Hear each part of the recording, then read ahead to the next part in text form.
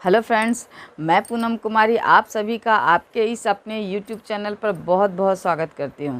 दोस्तों, हम लोग पॉलिटी की सीरीज़ की तरफ बढ़ चले हैं और पॉलिटी की सीरीज़ में हम लोग आज की इस क्लास में उपराष्ट्रपति के बारे में पढ़ेंगे। लेकिन उपराष्ट्रपति के बारे में अधिक विस्तृत जानकारी से पहले हम लोग यानी इस चैनल पर क्या क्या जो टॉपिक क्या क्या चैप्टर जो है पढ़ाए जा चुके हैं, अपलोड किए जा चुके हैं, एक बार उस पर डिस्कशन कर लेते हैं। दोस्तों, अगर इस चैनल की बात करें तो हम लोग इस पॉलिटी की सीरीज़ में बहुत यानी पीछे जो है बहुत सारे क्लासेस अपलोड किए जा चुके हैं, जिसमें हमने प्रस्तावना, मौलिक अधिकार, मौलिक कर्तव्य, राज्य के नीति निर्देशक तत्व, जो है संसद, लोकसभा, राज्यसभा, अनुच्छेद मीन्स आर्टिकल्स, सूची यानी अनुसूची, भाग, राष्ट्रपति, प्रधानमंत्री, इन सब के बारे में हम लोग पढ़ चुके हैं। इससे रिलेटेड जो है वीडियोस अपलोड किए जा चुके हैं। तो जो भी दोस्त नए हैं, जो भी स्टूडेंट्स नए हैं या पुराने भी जो लोग हैं और जिन्होंने वो सारे पुराने वीडियोस नहीं देखे हैं, तो पॉलिटी की एक बेसिक समझ बनाने के लिए मैं रिक्वेस्ट करूँगी कि आप लोग प्लेलिस्ट ज़रूर विजिट करें, ताकि पॉलिटी से संबंधित जो बेसिक समझ हो वो आपकी बने। जो बेसिक जानकारी है, चाहे वह प्रस्तावना से संबंधित हो, चाहे वह संविधान सभा से संबंधित हो, चाहे वह यानी जो भी चैप्टर इससे रिलेटेड अपलोड किए गए हैं उनसे संबंधित बेसिक समझ आपकी बने। क्योंकि पॉलिटी को इग्नोर करके आप कोई भी जो एग्ज़ाम यानी पास नहीं कर सकते हैं, कोई भी आप जॉब नहीं ले सकते। तो पॉलिटी की बेसिक समझ आपको बनानी पड़ेगी अगर आपको जॉब चाहिए तो चलिए हम लोग जो है आज की इस क्लास में मेनली जो है किसके बारे में पढ़ेंगे दोस्तों, तो उपराष्ट्रपति के बारे में पढ़ेंगे। तो उपराष्ट्रपति के पद की अगर हम लोग बात करें दोस्तों, तो उपराष्ट्रपति का पद जो है आपका यूएसए से लिया गया है। तो हम लोग जानते हैं कि इंडियन कॉन्स्टिट्यूशन में यानी हमारे जो संविधान निर्माता थे उन्होंने क्या किया कि जो भी मीन्स अलग अलग देशों को के संविधान का अध्ययन किया और उसके बाद जो है अलग अलग देशों के संविधान से कुछ ना कुछ लिया। जैसे नीति निर्देशक तत्व है आयरलैंड के संविधान से लिया गया, वहीं अगर मौलिक अधिकार की बात करें तो अमेरिका से लिया गया। तो आपका ये भी जो है उपराष्ट्रपति का जो पद है दोस्तों, यह भी कहाँ से लिया गया है, तो आपका यूएसए से लिया गया है। और अगर वरीयता के क्रम की बात करें तो वरीयता का क्रम में जो है यह उपराष्ट्रपति का पद क्या होगा दोस्तों, तो आपका सेकंड होगा। और फर्स्ट में कौन होगा दोस्तों, फर्स्ट में कौन है, तो आपका राष्ट्रपति। तो अगर भारतीय संविधान की बात करें, केंद्र की सत्ता की, केंद्र के जो कार्यपालिका की बात करें हम लोग, तो केंद्र की कार्यपालिका में जो सर्वोच्च पद है वह सर्वोच्च पद कौन सा है दोस्तों, तो राष्ट्रपति का पद जो है केंद्र की कार्यपालिका में सबसे सर्वोच्च है। और वहीं केंद्र की कार्यपालिका में दूसरा सर्वोच्च पद की अगर हम लोग बात करें तो उपराष्ट्रपति का पद जो है द्वितीय सर्वोच्च पद माना गया है। तो ये द्वितीय जो सर्वोच्च पद है आपका उपराष्ट्रपति का पद, तो इसका जिक्र किन किन आर्टिकल्स में किया गया हम लोग इस चीज़ को जानने का प्रयास करेंगे। क्योंकि मैंने पिछली क्लास में भी बताया था कि जो आजकल जो एग्ज़ाम का पैटर्न है वो कैसा हो गया है, तो आजकल आर्टिकल से जोड़ करके प्रश्न पूछा जाता है। हालांकि उपराष्ट्रपति से संबंधित ज़्यादातर आर्टिकल्स से प्रश्न नहीं पूछे जाते हैं, फिर भी 2-3 आर्टिकल है जिनसे प्रीवियस ईयर्स में क्वेश्चन पूछे गए हैं। तो मैं उन आर्टिकल्स के से जोड़ करके आपको जो है कोशिश करूँगी कि उपराष्ट्रपति से संबंधित जानकारी दूँ। तो सबसे पहला जो आर्टिकल है दोस्तों उपराष्ट्रपति से संबंधित वह है आपका आर्टिकल 63। तो आर्टिकल 63 में जो है मेनली आपको पद के बारे में बताया गया है, यानी कि उपराष्ट्रपति के पद का जिक्र कहाँ किया गया है दोस्तों, तो इंडियन कॉन्स्टिट्यूशन के आर्टिकल आपका 63 में क्या कहा गया कि भारत का एक उपराष्ट्रपति होगा। यानी उपराष्ट्रपति के पद का जिक्र किया गया आपका आर्टिकल 63 में। और आर्टिकल जो है 64 में क्या वर्णन किया गया है दोस्तों, कि वह राज्यसभा का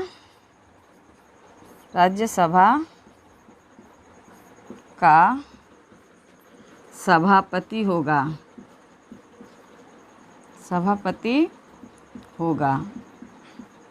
तो राज्यसभा का सभापति होगा, यह कहाँ वर्णन किया गया है दोस्तों? तो आर्टिकल 64 में इसका वर्णन किया गया है। एक और वर्ड यहाँ होता है दोस्तों, पदेन। पदेन सभापति। तो ये जो दोस्तों, ये जो उपराष्ट्रपति का पद है, चूँकि वह उपराष्ट्रपति है तो इसलिए वह जो भी उपराष्ट्रपति होगा भारत का, वह क्या होगा, ऑटोमेटिकली क्या होगा, वह राज्यसभा का सभापति बन जाएगा। तो चूँकि वह उपराष्ट्रपति है और वह राज्यसभा का सभापति बनेगा, इसलिए ये वर्ड यूज़ किया जाता है, पदेन सभापति। अगर कोई व्यक्ति ऑलरेडी कोई पद धारण कर रखा है और वह कोई अन्य पद धारण करता है तो वहाँ पर क्या होता है दोस्तों, ये वर्ड लगता है, पदेन। तो चूँकि वो जो सभापति है राज्यसभा का, वह ऑलरेडी वह उपराष्ट्रपति है, तो इस वजह से यहाँ पर पदेन सभापति ये शब्द यूज़ होता है। तो ये कौन सा आर्टिकल बताता है? तो आर्टिकल आपका 64 बताता है। एक आर्टिकल है आपका 70। तो ये क्या बताता है दोस्तों? तो आपका कर्तव्यों के बारे में, यानी उपराष्ट्रपति के कर्तव्यों के बारे में आपका आर्टिकल 70 बताता है। यानी उपराष्ट्रपति के क्या कर्तव्य होंगे, इसका वर्णन कहाँ किया गया है? तो आर्टिकल 70 में किया गया है। तो ये 3 आर्टिकल महत्वपूर्ण है उपराष्ट्रपति से संबंधित, जिससे जोड़ करके अक्सर प्रश्न पूछा जाता है। दोस्तों, आप पीटी का एग्ज़ाम दें कि मेंस का एग्ज़ाम दें, अगर आप मेंस राइटिंग भी लिख रहे हैं और 2-3 आर्टिकल्स का भी अगर आप वहाँ पे जवाब या जिक्र करते हैं तो वहाँ क्या होगा, आपके राइटिंग का एक अच्छा इम्पैक्ट पड़ता है। तो ये 2-3 आर्टिकल आप इससे रिलेटेड याद रखिए, आपके एग्ज़ाम में अच्छा इम्पैक्ट पड़ेगा। तो चलिए, ये तो हो गया आर्टिकल से संबंधित बातें। अब जो ये यानी केंद्र की कार्यपालिका का जो ये सर्वोच्च यानी द्वितीय सर्वोच्च पद जो है, इसकी क्या योग्यता होगी इस पद पर आने के लिए, आज हम लोग उसकी योग्यता के बारे में जानते हैं। आगे योग्यताएं, यानी उपराष्ट्रपति के पद की क्या योग्यताएं हैं, हम लोग इसके बारे में आगे जानेंगे। दोस्तों, पहला जो इसमें बिंदु आता है वह आता है सर्वप्रथम कि वह भारत का नागरिक हो। ये जो वर्ड आता है दोस्तों, वह भारत का नागरिक हो, तो बहुत लोग जो है इस वर्ड के पीछे अलग मीनिंग निकालते हैं। दोस्तों, वह भारत का नागरिक हो इसलिए ये शब्द यूज़ किया गया है क्योंकि हम लोग जानते हैं कि इंडियन कॉन्स्टिट्यूशन में बहुत सारे ऐसे पद हैं, सिविल सर्विसेज में है और भी सरकार की सेवाओं में बहुत सारे ऐसे पद हैं जिसे विदेशी भी ग्रहण कर सकते हैं। जैसे हम लोग देखते हैं हमारे पड़ोसी नेपाल के बहुत से लोग जो है हमारे सर्विसेज में रहते हैं, भूटान के लोग रहते हैं, अदर कंट्रीज़ के भी बहुत सारे लोग जो हैं सर्विसेज में रहते हैं। तो वैसी कंडीशन इस पद के में ना हो, इस वजह से यह शब्द डाला गया है। यानी जो लोग अन्य पद धारण कर पा रहे हैं वह इन पदों पर ना आसीन हो सके, क्योंकि यह भारत का सर्वोच्च द्वितीय पद है। तो इस वजह से यह शब्द वह भारत का नागरिक हो यह लगाया जाता है। तो पहली कंडीशन तो हो गई कि वह भारत का नागरिक होना चाहिए। दूसरी जो कंडीशन है वह 35 वर्ष की आयु पूरी कर चुका हो। मीन्स वह 35 वर्ष की आयु पूरी कर चुका है, उसमें एक दिन की भी कमी नहीं होनी चाहिए। ये हो गई दूसरी कंडीशन। अब तीसरी कंडीशन की अगर हम लोग बात करें तो वह राज्य सभा की सदस्यता के योग्य हो। दोस्तों, यहाँ राज्यसभा की सदस्यता के योग्य हो यह बोला जा रहा है, यह नहीं बोला जा रहा है कि वह राज्यसभा का सदस्य हो। यहाँ राज्यसभा की सदस्यता की योग्यता वह धारण करता हो। वहीं हम लोगों ने राष्ट्रपति में क्या पढ़ा था दोस्तों कि राष्ट्रपति जो है लोकसभा की सदस्यता ग्रहण करने की योग्यता रखता हो। तो हम लोग क्या करेंगे दोस्तों, कंपैरिजन के साथ पढ़ेंगे। तो हमेशा कंपैरिजन के साथ जब पढ़ा जाता है तो आपका क्या होता है, वह बेहतर रिजल्ट देता है।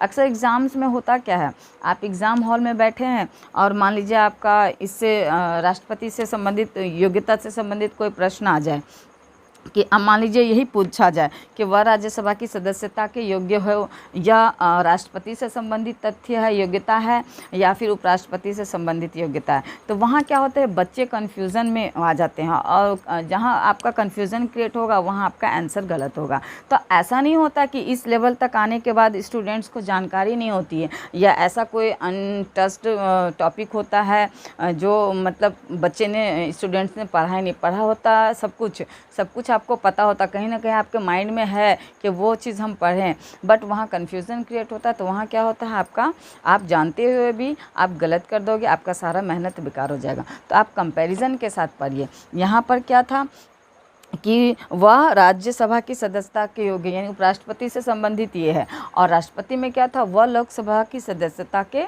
योग्य हो। तो कॉन्सेप्ट आप हमेशा क्लियर रखिए। चौथी जो योग्यता है दोस्तों, वह किसी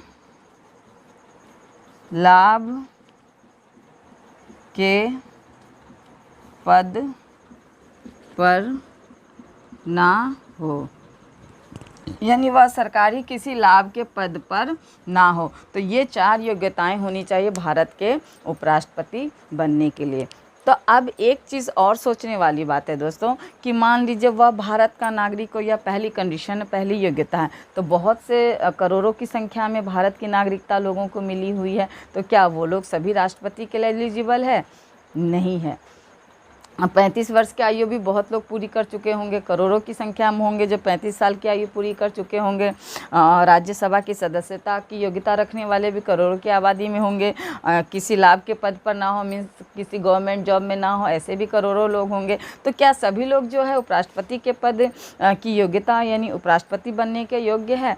तो ऐसा नहीं है। ऐसा अगर हो तो करोड़ों की संख्या में लोग दावेदार हो जाएंगे। इसका रीज़न ये है दोस्तों कि सभी लोग एलिजिबल नहीं होते, सभी लोग दावेदार नहीं हो सकते हैं, क्योंकि यहाँ पर 20 जो है प्रस्तावक होना चाहिए और 20 कितने होने चाहिए दोस्तों? अनुमोदक, यानी कि 20 लोग ऐसे होने चाहिए जो आपके नाम का प्रस्ताव रखे कि हाँ फलाना व्यक्ति जो है उपराष्ट्रपति के पद के योग्य है। मान लीजिए मेरा नाम कोई नॉमिनेट कर रहे हैं कि पूनम कुमारी को उपराष्ट्रपति होना चाहिए, तो उपराष्ट्रपति यानी मेरे नाम को नॉमिनेट करने के लिए प्रस्तावक के रूप में 20 होना चाहिए। 20 अनुमोदक होने चाहिए, यानी कि 20 लोग प्रस्ताव रखे किसी के नाम का और 20 लोग जो है उसका अनुमोदन करें। अब जो प्रस्तावक होगा दोस्तों वह अनुमोदक नहीं होगा, और जो अनुमोदक होगा वह प्रस्तावक नहीं होगा। ऐसा नहीं हो कि एक व्यक्ति ने प्रस्तावक की भूमिका भी अदा कर ली और एक व्यक्ति ने अनुमोदक की भूमिका भी अदा कर ली, ऐसा नहीं होता। जो प्रस्तावक होगा वह अनुमोदक नहीं होगा और जो अनुमोदक होगा वह प्रस्तावक नहीं होगा।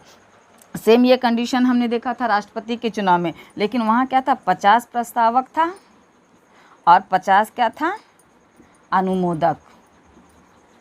तो वहाँ 50-50 का कंडीशन था, यहाँ 20-20 का कंडीशन है। तो यहीं पर क्या हो जाता है, ये जो करोड़ों की आबादी है, जो हम लोग सोच रहे थे कि ये योग्यता रखने वाले करोड़ों में होंगे, तो यहाँ पर बस ये प्रस्तावक और अनुमोदक के कारण जो है ये करोड़ों की संख्या सिमट करके बहुत कम हो जाती है।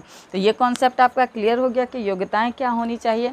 अब हम लोग जानेंगे निर्वाचन, यानी राष्ट्रपति का निर्वाचन कैसे होता है। तो दोस्तों निर्वाचन की अगर हम लोग बात करें तो राष्ट्रपति का निर्वाचन जो है निर्वाचक मंडल के द्वारा होता है। निर्वाचक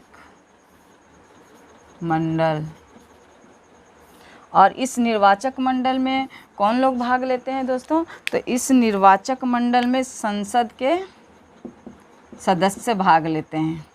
अब संसद के सदस्य में कौन लोग आते हैं? तो आपके लोकसभा के भी सदस्य होंगे और राज्यसभा के भी सदस्य होंगे। और लोकसभा और राज्यसभा के कैसे सदस्य होंगे, तो आपके निर्वाचित सदस्य भी होंगे और मनोनीत सदस्य भी होंगे। दोस्तों हमने राष्ट्रपति में क्या पढ़ा था, फिर मैं कंपैरिजन के साथ बताना चाहूँगी कि हमने वहाँ राष्ट्रपति में क्या पढ़ा था। राष्ट्रपति से रिलेटेड वीडियो जो है अपलोड किया जा चुका है, कई पार्ट में अपलोड किया गया है, तो आप लोग ज़रूर प्लेलिस्ट विजिट कीजिए। तो यहाँ हमने राष्ट्रपति में क्या देखा था दोस्तों, कि संसद के सदस्य उसमें भी भाग लेते हैं, लोकसभा के भी और राज्यसभा के भी, लेकिन वहाँ निर्वाचित सदस्य भाग लेते थे। ये मनोनीत को जो है वहाँ पर अधिकार नहीं दिया गया था। यानी कि लोकसभा के जो 2 सदस्य होते हैं मनोनीत और राज्यसभा के 12 सदस्य मनोनीत होते हैं। तो वहाँ क्या किया गया था, राष्ट्रपति के चुनाव में इनको वोटिंग का अधिकार नहीं दिया गया था, किंतु राष्ट्रपति में क्या अधिकार दिया गया था दोस्तों, विधानसभा के सदस्यों को अधिकार दिया गया था वोटिंग का। लेकिन यहाँ उपराष्ट्रपति के चुनाव में विधानसभा को नहीं वोटिंग का अधिकार दिया गया है। वहाँ राष्ट्रपति के चुनाव में विधानसभा को दिया गया था, विधान परिषद को अधिकार नहीं दिया गया था, क्योंकि हम लोग जानते हैं कि प्रत्येक स्टेट में जो है विधान परिषद नहीं है, लेकिन विधानसभा सभी स्टेट्स में है। तो इस वजह से विधानसभा के सदस्यों को यहाँ राष्ट्रपति के चुनाव में वोट करने का अधिकार दिया गया था, बट यहाँ उपराष्ट्रपति के चुनाव में विधानसभा के सदस्यों को वोटिंग का अधिकार नहीं दिया गया है। तो यहाँ संसद के सदस्य कह लीजिए या लोकसभा राज्यसभा के मनोनीत और निर्वाचित दोनों सदस्य जो है भाग लेंगे आपका उपराष्ट्रपति के निर्वाचन में, अब विधानसभा के सदस्य भाग नहीं लेंगे। तो ये भी कॉन्सेप्ट क्लियर रखिए कि निर्वाचक मंडल के द्वारा जो है उपराष्ट्रपति का निर्वाचन होता है और संसद के सदस्य निर्वाचित और मनोनीत इसमें भाग लेते हैं। अब हम लोग देखेंगे इसका निर्वाचन की विधि क्या है।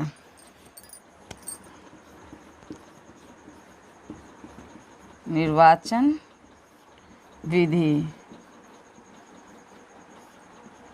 तो निर्वाचन के विधि की अगर बात करें दोस्तों हम लोग, तो एकल संक्रमणीय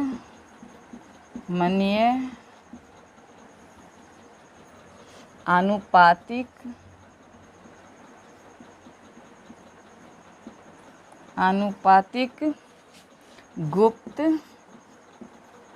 गुप्त मतदान पद्धति के द्वारा जो है निर्वाचन होता है। तो हमने सेम यही विधि कहाँ देखा था दोस्तों, राष्ट्रपति के चुनाव में भी हमने देखा था कि एकल संक्रमणीय आनुपातिक गुप्त मतदान पद्धति के द्वारा जो है राष्ट्रपति का चुनाव होता है। तो सेम वही कंडीशन है, सेम वही विधि जो है आपका उपराष्ट्रपति में भी होता है। ये एक शब्द होता है दोस्तों, गुप्त शब्द जो आपका शामिल होता है, तो यह सिर्फ राष्ट्रपति और उपराष्ट्रपति में शामिल होगा। इसके अलावा एकल संक्रमणीय आनुपातिक मतदान पद्धति के द्वारा राज्यसभा के सदस्यों का भी निर्वाचन होता है दोस्तों, किंतु राज्यसभा के सदस्यों के निर्वाचन में आपका ये जो कंडीशन है गुप्त मतदान, यह शामिल नहीं होता। तो यह सिर्फ और सिर्फ आपका कहाँ शामिल होगा, तो राष्ट्रपति और उपराष्ट्रपति के निर्वाचन से संबंधित ही इसमें विधि में आपका इस्तेमाल होगा। और इसका निर्वाचन कौन कराता है दोस्तों, चुनाव आयोग। राष्ट्रपति और उपराष्ट्रपति का जो निर्वाचन है वह भी चुनाव आयोग ही कराता है। इसका वर्णन कहाँ किया गया है चुनाव आयोग का दोस्तों, तो 324 अनुच्छेद में जो है इसका वर्णन किया गया है। तो ये हो गया दोस्तों निर्वाचन की विधि।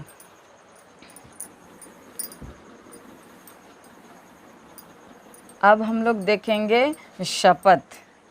तो शपथ मीन्स अब जब निर्वाचन हो गया दोस्तों तो शपथ भी दिलवा ही देते हैं। तो शपथ की अगर हम लोग बात करते हैं तो शपथ कौन दिलवाता है, तो शपथ जो है इसको यानी उपराष्ट्रपति को राष्ट्रपति दिलवाते हैं, और राष्ट्रपति को शपथ कौन दिलवाते हैं दोस्तों, तो उपराष्ट्रपति।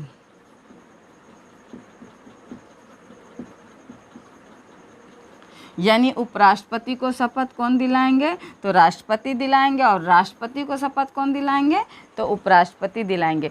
सेम कंडीशन त्यागपत्र में भी होता है। अगर त्यागपत्र देना है दोस्तों तो राष्ट्रपति जो है उपराष्ट्रपति को त्यागपत्र देंगे, और उपराष्ट्रपति जो है राष्ट्रपति को त्यागपत्र देंगे। तो हमेशा ये याद रखिएगा कि उपराष्ट्रपति राष्ट्रपति को त्यागपत्र देंगे और राष्ट्रपति उपराष्ट्रपति को देंगे, और शपथ भी जो है उसी कंडीशन में दिया जाता है।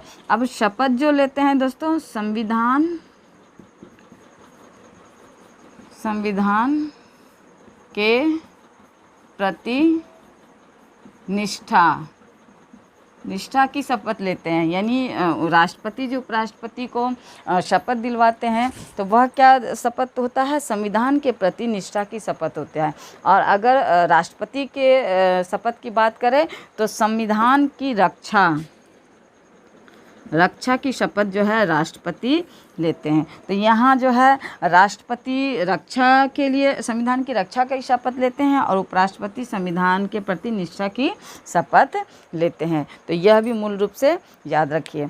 अगला जो है हम लोग यानी शपथ हो गया, पद ग्रहण हो गया, निर्वाचन हो गया। अब हम लोग देखेंगे कि कार्यकाल और इनका वेतन। तो इनका कार्यकाल जो है दोस्तों 5 वर्ष का ही होता है। तो 5 वर्ष का इनका कार्यकाल होता है। उसके पहले भी मान लीजिए कि किसी कारण से अगर उपराष्ट्रपति अपने पद का त्याग करना चाहते हैं, वो अपने पद से हटना चाहते हैं किसी भी रीज़न से, तो वह जो है राष्ट्रपति को अपना त्यागपत्र दे सकते हैं। इस तरह से वो अपना पद का त्याग कर सकते हैं। तो ये हो गया कार्यकाल। अब वेतन की अगर हम लोग बात करें दोस्तों, तो वेतन जो है 4 लाख मिलता है आपको राष्ट्रपति को, उपराष्ट्रपति को, और राष्ट्रपति को कितना मिलता है दोस्तों, 5 लाख।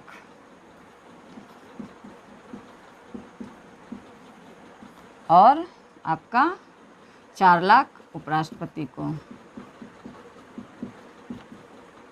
अनुसूची 2 में जो है दोस्तों, अनुसूची 2 में जो है वेतन और भत्ते के बारे में जिक्र किया गया है, किंतु यहाँ पर कहीं पर भी जो है उपराष्ट्रपति के वेतन का जिक्र नहीं किया गया है, क्योंकि वहाँ पर जो इनको जो उपराष्ट्रपति को जो वेतन मिलता है तो उपराष्ट्रपति के पद पे होने के लिए उनको वेतन नहीं मिलता, बल्कि वह जो राज्यसभा के सभापति का जो पद ग्रहण करते हैं, जिम्मेदारी निभाते हैं, उनके लिए उनको वेतन दिया जाता है। तो यहाँ उपराष्ट्रपति के वेतन का जिक्र अनुसूची 2 में नहीं किया गया है। अब हम लोग हटाने की विधि की बात करें हम लोग कि उपराष्ट्रपति को किस प्रकार से हटाया जा सकता है। तो हटाने की विधि में हमने राष्ट्रपति में क्या देखा था दोस्तों कि महाभियोग के द्वारा जो है राष्ट्रपति को हटाया जा सकता है, किंतु यहाँ महाभियोग की कोई प्रक्रिया नहीं है उपराष्ट्रपति के को हटाने में। और हमने राष्ट्रपति में क्या देखा था दोस्तों कि जो महाभियोग की प्रक्रिया है राष्ट्रपति के लिए, वह सबसे पहले यानी किसी भी सदन में, संसद के किसी भी सदन में लाया जा सकता है। लोकसभा में भी पहले लाया जा सकता है, राज्यसभा में भी लाया जा सकता है। किंतु यहाँ पे क्या है कि अगर उपराष्ट्रपति को हटाना है उसके पद से, तो सबसे पहले राज्यसभा में जो है वह लाया जाएगा, और राज्यसभा में पास अगर हो गया तो फिर उसके बाद वह लोकसभा में जाएगा। किंतु उसके पहले यानी 14 दिन पूर्व जो है उपराष्ट्रपति को इसकी जानकारी दी जाएगी। 14 दिन पूर्व जो है उपराष्ट्रपति को जानकारी दी जाएगी। उसके बाद अगर इन 14 दिन के दरमियान अगर उपराष्ट्रपति अपना इस्तीफ़ा, अपना त्यागपत्र राष्ट्रपति को दे देते हैं तो ये नौबत नहीं आएगा। और अगर 14 दिन पूरा होने के बाद जो है उपराष्ट्रपति अपने पद का त्याग नहीं करते हैं, अपना त्यागपत्र राष्ट्रपति को नहीं देते हैं, तब वह राज्यसभा में जाएगा और उसके बाद लोकसभा में जाएगा, और इसके बाद 2/3 बहुमत से जब पास हो जाएगा तो फिर जो है आपका उपराष्ट्रपति को अपने पद का त्याग करना पड़ेगा। तो इस प्रकार क्या होता है दोस्तों कि उपराष्ट्रपति को हटाया जा सकता है। अब हम लोग जानेंगे अंतिम पॉइंट, अंतिम बिंदु जो सबसे महत्वपूर्ण है, क्योंकि ये जो भारत का जो यानी आपका इतने बड़े लोकतंत्र, जो दुनिया का सबसे बड़ा लोकतंत्र कहा जाता है, उसकी कार्यपालिका के द्वितीय सर्वोच्च पद का अगर सृजन किया गया है संविधान के निर्माताओं के द्वारा, तो जाहिर सी बात है उनके लिए कुछ कार्य भी निर्धारित किए गए हैं। तो आइए हम लोग उस कार्य को जानने का प्रयास करते हैं। तो इनके कार्य और शक्तियों की अगर हम लोग बात करें, कार्य और शक्तियों की अगर बात करें, तो इनके 2 प्रकार के कार्य हैं दोस्तों। पहला कार्य तो है आपका कि राज्यसभा के सभापति के रूप में, सभापति के रूप में। और दूसरा जो कार्य है दोस्तों वह है राष्ट्रपति की अनुपस्थिति में उनका कार्यभार संभालना। तो ये 2 कार्य दोस्तों उपराष्ट्रपति से संबंधित महत्वपूर्ण है। एक तो वह राज्यसभा के सभापति के रूप में जो कार्य करेंगे, दूसरा मान लीजिए राष्ट्रपति किसी कारणवश नहीं है अपने पद पर, राष्ट्रपति का पद रिक्त है, तो वहाँ उस कंडीशन में क्या होंगे कि राष्ट्रपति की अनुपस्थिति में उनका कार्यभार उपराष्ट्रपति संभालेंगे। दोस्तों ये कार्य ही ज़्यादातर उपराष्ट्रपति की करते हैं। ये दूसरा जो कार्य है यह रेयर केस में ही देखने को मिलता है, बहुत कम इसकी संभावना बनती है, क्योंकि ज़्यादातर ऐसा होता है कि राष्ट्रपति का पद रिक्त नहीं होता है। तो मेन जो काम है उपराष्ट्रपति का वह राज्यसभा के सभापति के रूप में ही है, और इसी के लिए उनको वेतन भी दिया जाता है। हम अनुसूची 2 में जो है उपराष्ट्रपति के वेतन का जिक्र नहीं किया गया, हाँ, लेकिन राज्यसभा के सभापति के वेतन का जिक्र किया गया, तो इसी का वेतन इनको मिलता भी है। और दोस्तों जब मान लीजिए कि ये जो सभापति है, मान लीजिए उपराष्ट्रपति सभापति का पद ग्रहण कर रखे हैं, उस कंडीशन में राष्ट्रपति का पद किसी कारणवश रिक्त हो गया और उपराष्ट्रपति जो है राष्ट्रपति का पद ग्रहण करते हैं, तो उनको क्या होगा, सभापति के पद का त्याग करना होगा, और वो राष्ट्रपति का पद यानी सभापति के पद का त्याग करके ही उपराष्ट्रपति जो है राष्ट्रपति का पद ग्रहण कर सकते हैं। और ये सभापति, चूँकि सभापति आपका राष्ट्रपति का पद ग्रहण कर लेंगे तो उनका ये पद तो रिक्त हो जाता है, तो यहाँ सभापति का पद जो है उप सभापति लेते हैं, यानी सभापति का कार्य कौन करेंगे, तो राज्यसभा के जो उपसभापति है वह सभापति की जिम्मेदारी निभाएंगे। अब एक सवाल आता है दोस्तों कि ये उपराष्ट्रपति जो है राष्ट्रपति का पद कब तक ग्रहण करके रखेंगे, तो यहाँ इसका उत्तर है दोस्तों कि 6 माह तक, यानी कि मैक्सिमम कहिए या मिनिमम कहिए कि 6 माह तक ही जो है कोई भी उपराष्ट्रपति राष्ट्रपति का पद ग्रहण कर सकता है, कार्यभार के रूप में कार्य कर सकता है। उसी पीरियड में क्या होगा कि राष्ट्रपति का चुनाव होगा और राष्ट्रपति चुन करके आएंगे, तो तब तक क्या हो जाएगा उनका, तब उनको अपना पद का त्याग करना होगा और वह फिर से सभापति के पद पर सभापति के पद को ग्रहण करेंगे, उस पद पर आसीन हो जाएंगे। तो ये मेन काम है आपका कि कार्य और शक्तियाँ, यानी एक तो राज्यसभा के सभापति के रूप में, और एक कन्फ्यूज़न है दोस्तों, जब सभापति का पद वह त्याग देंगे और राष्ट्रपति का पद ग्रहण करेंगे तो इसका वेतन भी उनको नहीं मिलेगा, उस पीरियड में क्या होगा कि राष्ट्रपति का वेतन उनको मिलेगा। तो ये भी कॉन्सेप्ट क्लियर रखिएगा। तो आपका उपराष्ट्रपति से संबंधित दोस्तों जितने भी टॉपिक हो सकते थे, जिनसे भी जोड़ करके प्रश्न पूछा जा सकता था एग्ज़ाम में, वो सारा मैंने क्लियर कर दिया। इससे बाहर आपको कुछ भी नहीं आएगा, सारा कॉन्सेप्ट आपका मैंने क्लियर कर दिया। आपको इसके बाद जो है कोई भी बुक उठाइए ऑब्जेक्टिव का और आप प्रश्न उत्तर बनाइए, आपका बहुत ज़्यादा प्रश्न अच्छे से बनेगा और बहुत आसानी से बनेगा। तो आप लोग बुक लीजिए और प्रश्न उत्तर बनाइए। अगली क्लास में हम लोग फिर किसी टॉपिक के साथ फिर से मिलेंगे, तब तक के लिए गुड।